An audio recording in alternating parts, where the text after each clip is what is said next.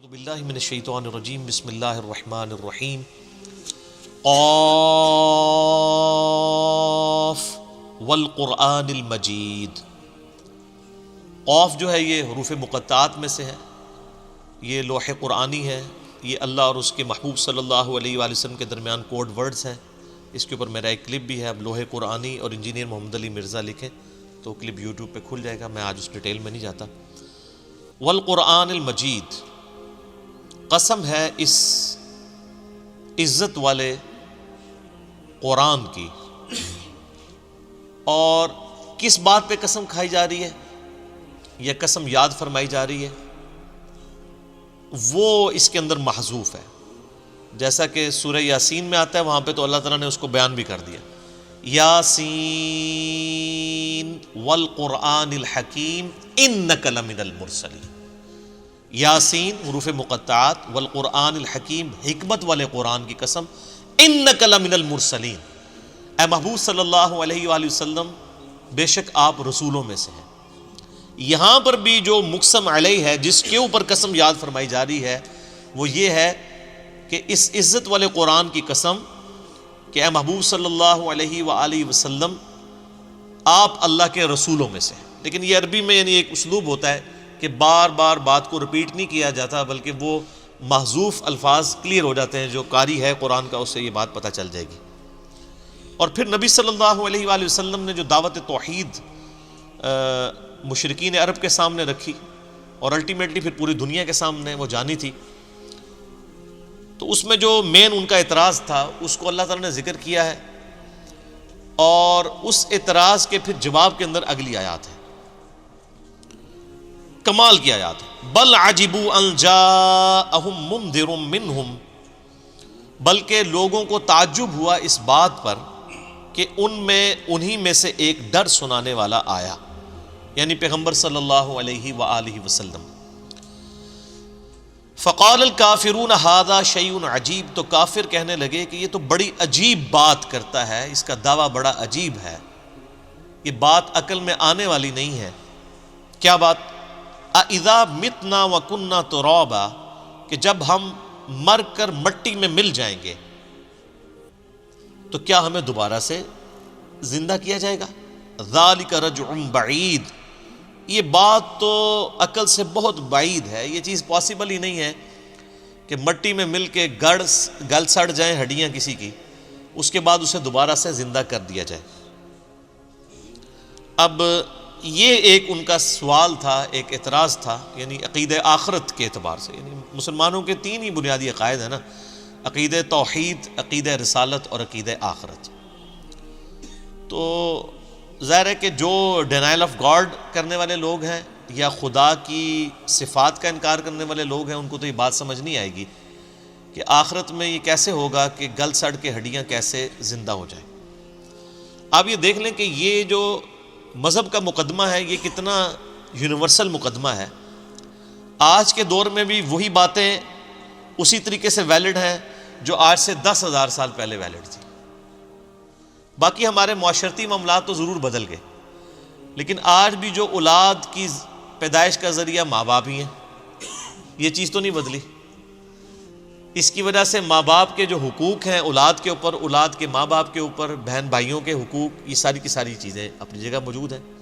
آج بھی انسان پیدا ہوتا ہے، آج سے ہزاروں سال پہلے بھی پیدا ہوتا تھا، انسان آج بھی پیدا ہو کے مر جاتا ہے، اور آج بھی پہلے بھی انسان پیدا ہو کے زندگی گزار کے مر جاتا تھا۔ یعنی مذہب کا مقدمہ کبھی بھی پرانا نہیں ہوتا۔ باقی انسان سائنسی طور پہ یا معاشرتی طور پہ کتنی بھی ترقی کر جائے، یہ جو سماجی ایشوز ہیں اور جو انسان کی زندگی کا سب سے بڑا مسئلہ ہے موت، کہ انسان مر کیوں جاتا ہے، کیا مرنے کے بعد کوئی اور زندگی ہے، یہ کانسٹنٹ ہی رہے گا۔ چاہے آپ چاند پہ جا کے آباد ہو جائیں، بوئنگ 747 میں بیٹھ جائیں، یا کسی آپ دوز میں جا کے بیٹھ جائیں، یا آپ مریخ پہ چلے جائیں، آپ کا مسئلہ یہ اپنی جگہ قائم ہے کہ انسان نے مر جانا ہے۔ اور جب مر جانا ہے تو پھر ڈرنے کا مقام ہے کہ جس ہستی نے ہمیں ہماری مرضی کے بغیر پیدا کیا، وہ ہمارے ساتھ کچھ بھی کرنے پر قادر ہے اگر ہم نے اس کو رسپانس نہ کیا۔ تو مذہب کا مقدمہ جو ہے وہ آخرت کے اعتبار سے ہے۔ انبیاء اکرام علیہ السلام کا جو مقدمہ ہے وہ آخرت کی زندگی سے ریلیٹڈ ہے۔ تو یہ آیات اگرچہ آلموسٹ 1400 سال پہلے کی ہیں، لیکن بالکل اسی طریقے سے ویلڈ ہے آج کے انسان کے لیے بھی۔ اب اللہ تعالیٰ کی طرف سے جواب سنیں، قد علمنا ما تنقص الارض منہم، ہم خوب جانتے ہیں کہ جو زمین ان کو گھٹا دیتی ہے، یعنی زمین کے اندر جو مردہ دفنایا جاتا ہے، ڈیکمپوز ہو جاتا ہے، یا کوئی ایئر کریش میں مر جاتا ہے، اس کی یعنی راکھ ہواؤں میں بکھر جاتی ہے، یا کوئی سمندر میں غرق ہو جاتا ہے، اللہ تعالیٰ فرماتا ہے یہ ہمارے علم میں ہے۔ وَعِندَنَا کِتَابٌ حَفِیظٌ، اور ہمارے پاس ایک بہت بڑی ہارڈ ڈسک ہے، ایک کتاب ہے لوح محفوظ، جس کے اندر ہر چیز محفوظ کر دی گئی۔ یہ اللہ تعالیٰ کا علم ہے۔ سورۃ الانعام میں یہاں تک آیا کہ خشکی ہو یا پانی ہو، خشکی یا تری، ان میں کوئی بھی درخت ایسا نہیں ہے کہ جس کا کوئی پتا بھی گرتا ہے مگر اللہ کے علم سے، اور زمین کی گہرائیوں میں کوئی بھی دانہ پھوٹتا ہے مگر اللہ کے علم سے۔ اور اللہ تعالیٰ فرماتا ہے ہمارا علم اتنا کامل ہے کہ ہم نے یہ ساری چیزیں پہلے ہی لوح محفوظ میں لکھ لی ہوئی ہیں۔ جو جامع ترمذی میں صحیح سند کے ساتھ حدیث ہے کہ اللہ تعالیٰ نے سب سے پہلے قلم کو پیدا کیا اور اس کے بعد اسے حکم دیا کہ لکھ جو کچھ ہو چکا اور جو کچھ ہونے والا ہے۔ ہو چکا کیا؟ قلم کی پیدائش، اور جو ہونے والا ہے وہ تمام مخلوقات کی تقدیر، جو کچھ اللہ نے کرنا تھا اللہ تعالیٰ نے وہ پہلے ہی لکھ دیا۔ یہ اللہ کا علم ہے۔ ہم اس علم کے پابند نہیں ہیں، بلکہ جو ہم نے کرنا تھا وہ اللہ نے پہلے ہی جج کر لیا۔ یہ مسئلہ تقدیر ایک الگ سے چیز ہے۔ مسئلہ نمبر 104A اور 104B اور 104C میرا اس کے اوپر ریکارڈڈ موجود ہے، میں اس کو آج ڈیٹیل سے نہیں ڈسکس کروں گا۔ تو اللہ تعالیٰ فرماتا ہے ہمارے پاس ایک لوح محفوظ کتاب ہے جس کے اندر ہم نے یہ سب کچھ لکھ لیا ہے کہ جو بھی زمین ان کا جسم گھٹا رہی ہے، ہر چیز ڈیٹا کی اللہ کے پاس موجود ہے۔ اللہ تعالیٰ اس انسان کو دوبارہ سے ریپروڈیوس کر سکتا ہے۔ بل کذبوا بالحق لما جاءہم الحق جاءہم، بلکہ انہوں نے جھٹلایا اس حق کو جو کہ ان کے پاس آ چکا تھا۔ فہم فی امر مریج، جس کی وجہ سے یہ الجھن میں پڑ گئے ہیں۔ یہ حقیقت بات ہے کہ جب حق آ جائے نا اور اس کو جھٹلانا پڑ جائے ضد اور ہٹ درمی کی وجہ سے، تو الجھن اس کا لازمی نتیجہ ہے۔ یعنی آپ کو سامنے ایک چیز نظر آ رہی ہے کہ سورج نکلا ہوا ہے، ایک شخص کہتا ہے نہیں یہ چاند ہے، وہ جتنا مرضی پکا منہ بنا کے کہہ دے اسے چاند، لیکن اس کا دل تو اس کو ملامت کرے گا نا یہ سورج ہے، تو پھر انسان الجھن میں پڑ جاتا ہے۔